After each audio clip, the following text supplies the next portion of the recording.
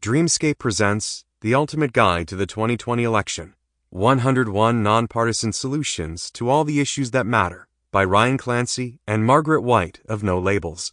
Narrated by Steve Wojtas.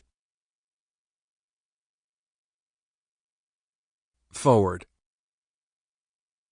Partisanship and polarization aren't new problems in America, but when it really mattered, like the aftermath of 9/11 or the 2008 financial crisis, Republicans and Democrats in Washington managed to come together to legislate and lead in a way that made America safer and more secure. We were there, representing Indiana in the Senate and Virginia's 11th District in the House. In the wake of those calamities, we saw real leadership from people on both sides, along with a sense of urgency, clarity, and above all, national unity. And then, it was gone. Soon the strident partisanship returned, and before long it curdled into something even worse, tribalism, and a growing sense on both sides that one's political opponents were not fellow citizens to be debated, but enemies to be destroyed. This corrosion of our political system and culture was already underway when both of us left Congress about a decade ago. Political scientists can debate the extent to which each side is responsible, but both parties have worked to ratchet up the pressure and widen the divide, needling their adversaries when they are in power and acting as obstructionists when they are out. Now, with the 2020 election upon us, the tribalism is getting even worse and forcing us to entertain what would have once been an unthinkable question.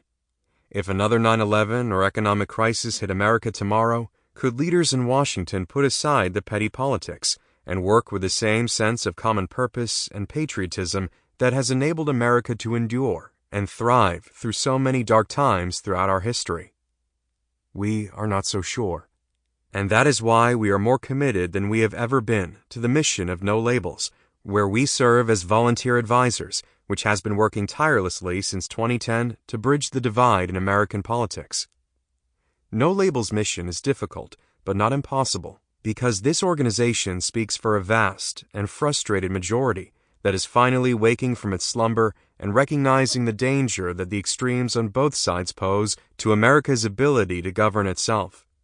In poll after poll, most Americans say they prefer political leaders willing to compromise to get things done, rather than just stick to their principles if it means getting nothing done.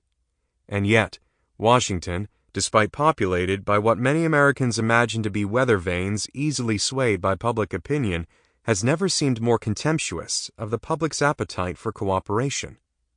Why? Sample complete. Ready to continue?